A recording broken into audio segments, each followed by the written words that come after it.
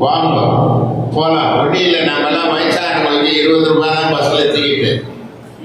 வயசு இருக்கிறவங்களுக்கு 35 ரூபாய் மாமூல் டிக்கெட்டு. நம்மளுக்கு ஓல்டேஜ் இது வச்சுட்டு வந்தோம்னா அந்த கார்டு காட்டணும்னா அந்த ஹோட்டலுக்கு காட்டு போகலாம். இதமா கீதா மாவனாலும் ஆட்டோவில் போனோம்.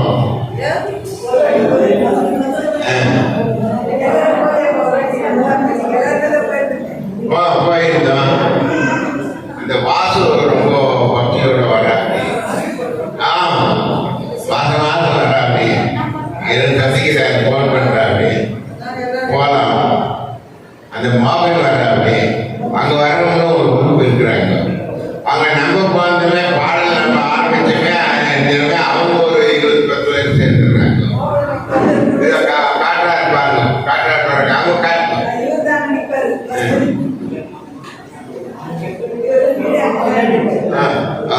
ஆமா, இது முந்தின பூஜை பண்ணது, முந்தின அலங்காரம் சமாதிக்கு பாருங்க.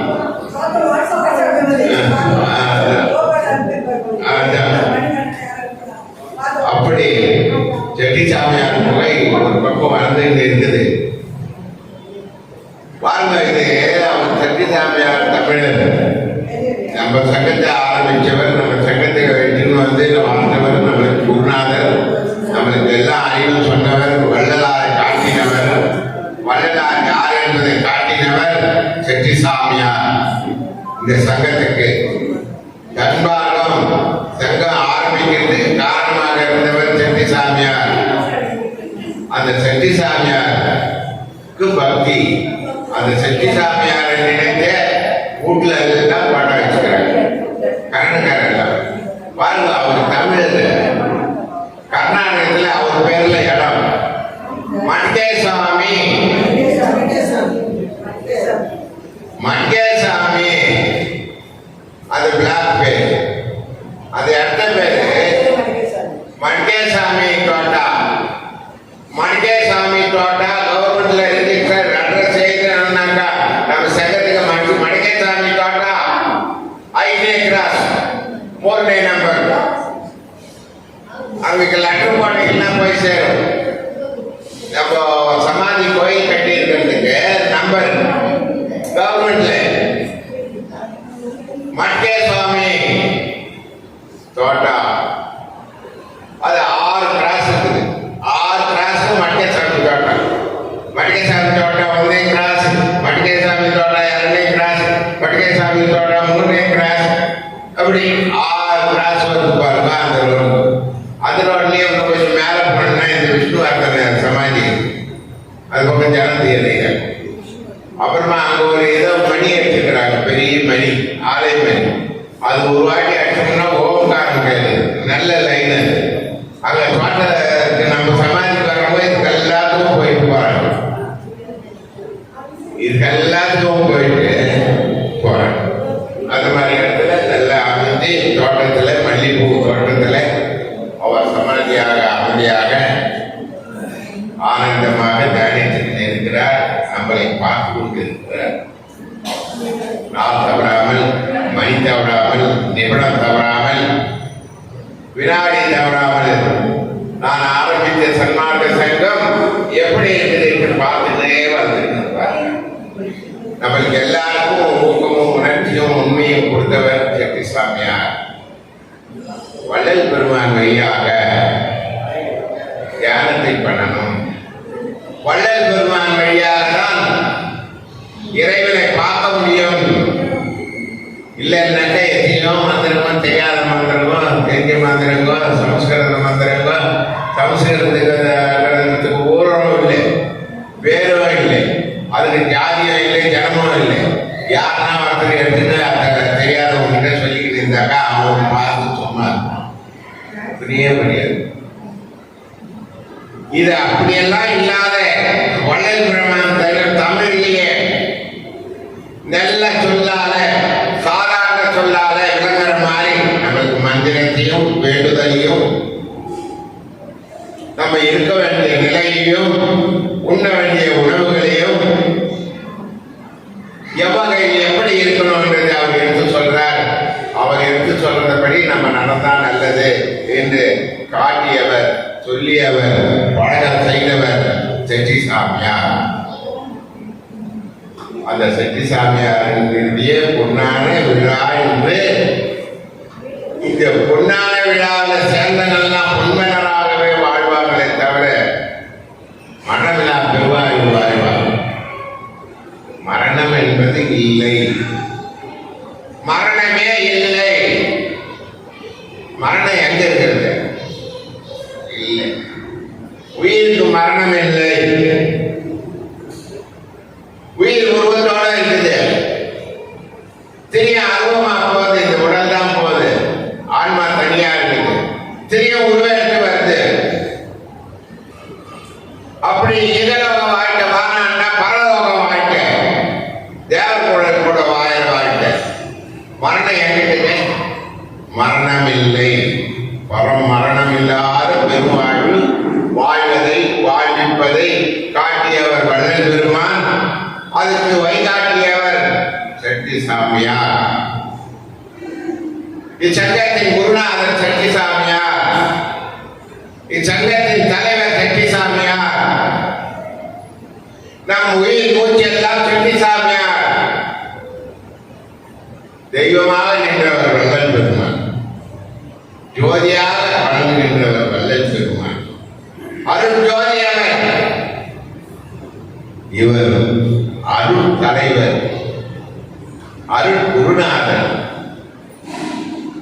இப்பேற்பட்டவர்கள் நம்மளை பல வகையில் சொல்லி நம்மளையும் பாராட்டி சீராட்டி வாழ்வதற்கு நன்மை காட்டியவர். குடிபோதை இல்லாத வாழ்ந்தால் எப்படி வாழலாம்? இகலோகத்திலேயே நம்ம ஆண்டவரை பார்த்துடலாம். மாமிசம் தின்று போதையில் வாழ்வர்கள் எல்லாம் வாழ்க்கை அல்ல. அதெல்லாம் இல்லாமல் நல்வாழ்க்கை வாழ்வதற்கு, பரலோகம் செல்வதற்கு இகலோகத்திலேயே வழிகாட்டுகின்றவர். இகலோக வழிகாட்டி, இகலோக வழிகாட்டி செட்டி சாமியார். மரணம் இல்லை என்பதை தெளிவாக தெரிந்தவர்.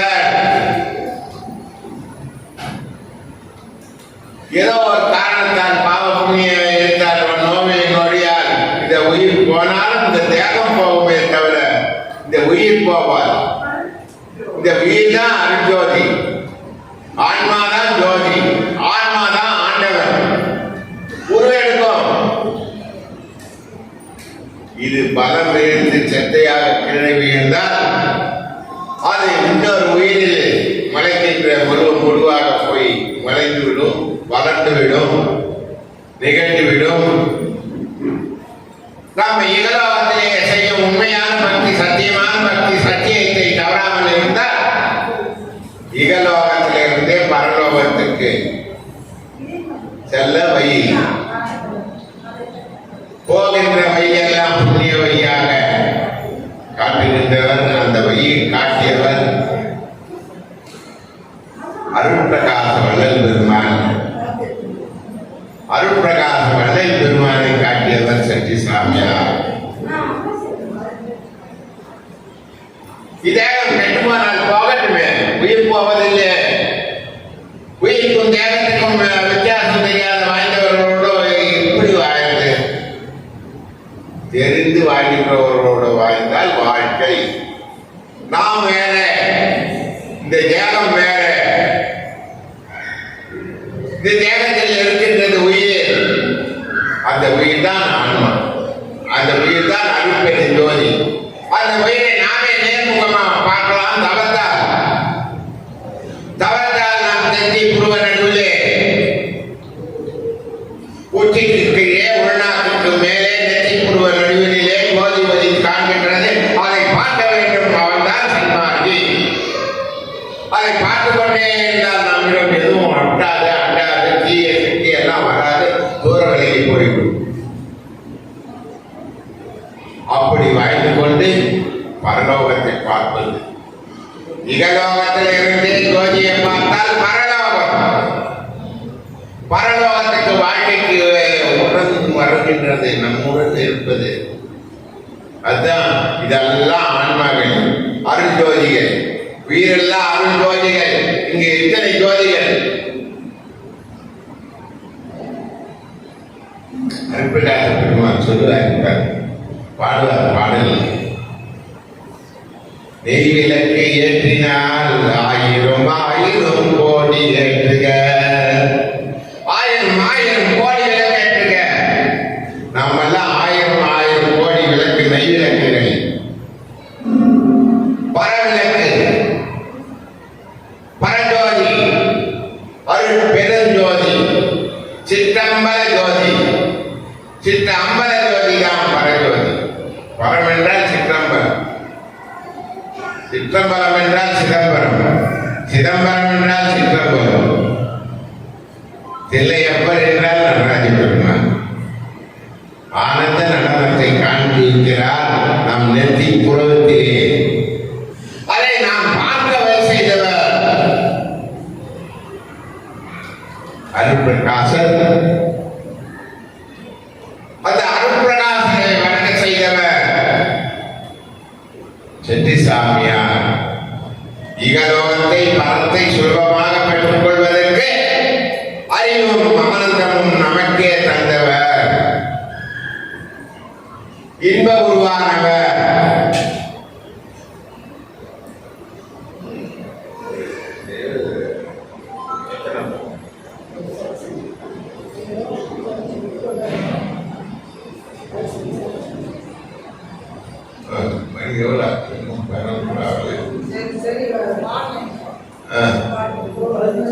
சரி, ரத்னப்பா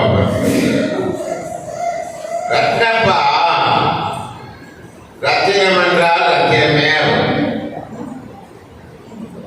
என்றும் ஒளி கொலையாத ரத்தினம். ரத்தினப்பா அவருக்கு இந்த சங்கத்தை நடத்தின முதல் தலைவர். இங்க இந்த சங்கத்துக்கு இங்க அந்த ரத்னப்பா வந்துட்டு செட்டிசாமியார் சிசிரா இருந்தாங்க, அங்கிருந்தே வந்தவர். சின்னையா அவங்கெல்லாம் அங்கிருந்தே வந்துடும். சின்னையா அவங்க செட்டிசாமியார் அவங்க வீட்டுக்கு இட்டுன்னு போவாங்க. அங்கே திருவள்ளூர் பேருக்கெல்லாம் அவங்க எல்லாம் கை செய்வாங்க. அங்கே போயிட்டு போனோம், யாராவது வருஷம் கூப்பிட்டு போவாங்க. இல்லைன்னாக்கா அந்த திருவள்ளூர் பேருக்கு போனால் அவங்க வீட்டுக்கு மாட்டாச்சு கூப்பிட்டுங்கிறாங்க. அப்படி வாழ்ந்தவர், அந்த வாழ்க்கையை இன்பமாக வாழ்ந்தவர் அவரோட சிஷியர் ரத்னப்பா. ரத்தினம் என்றால் நல்ல ஒளிவாய்ந்த செங்கலில் போல் செஞ்சுடர் வாடாத உத்தமர்.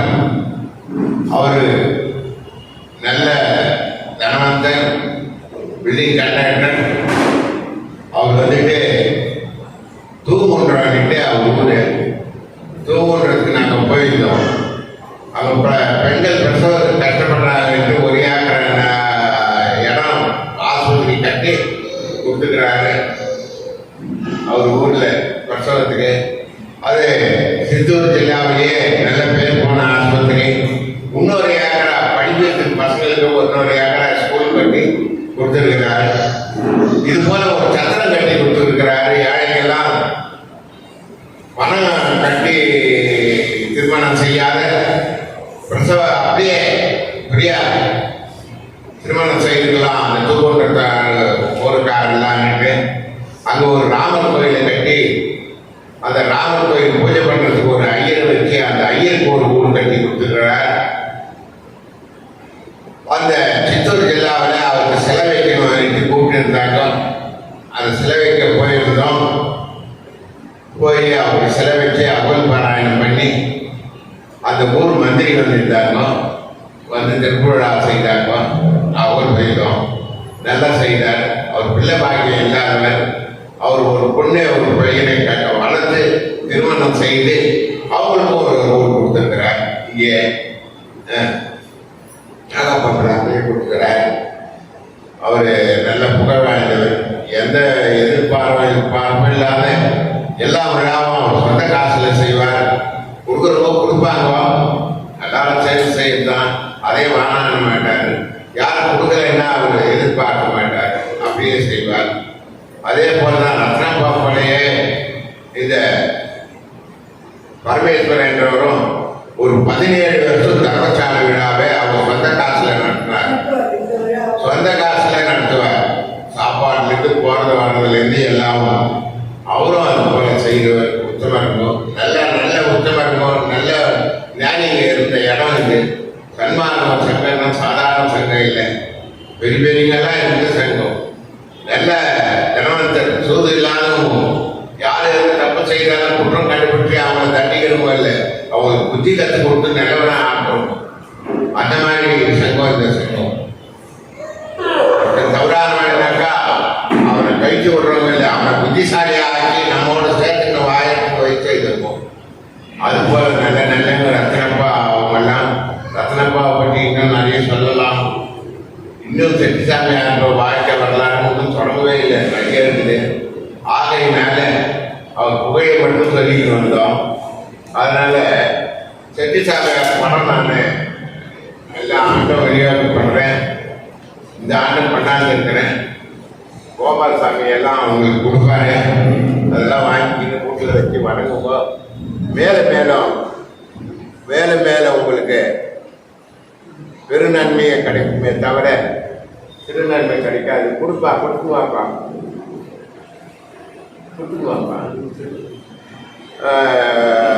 செட்டிசாமியார் படம்லாம் உங்களுக்கு வரும், எடுத்துட்டு போங்க.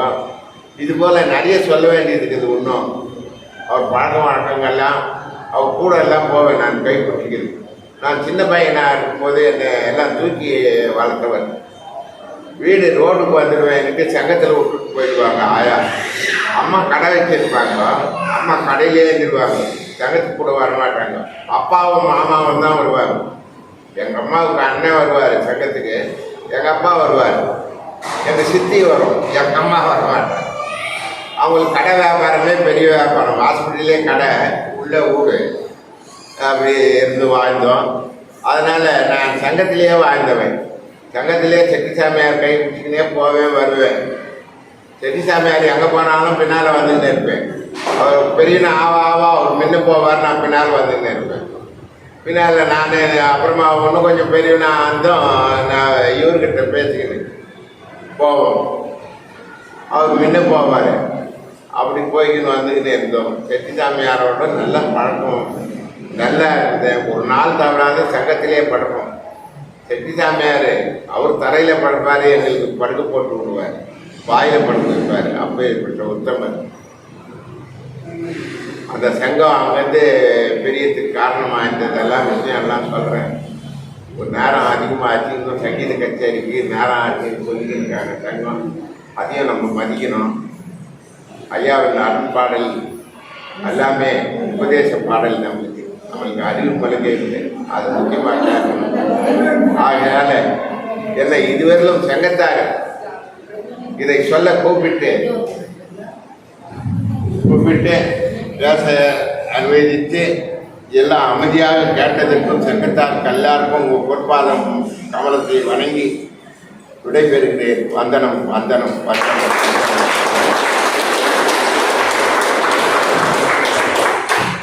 படம் கொடுப்பாங்க, படத்தை வாங்கி கூப்பிடுவேன். செட்டிசாமியார் அவர்கள் வரலாற்றை நமக்கு சுருக்கமாக சொல்லி முடித்தார். அவருக்கு பொன்னாடை நம் சங்கத்தின் சார்பாக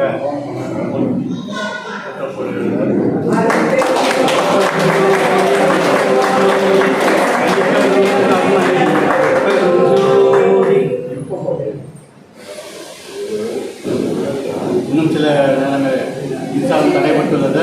மின்சாரம் வந்தவுடன் நம்முடைய இசை கச்சேரி தொடங்கும்.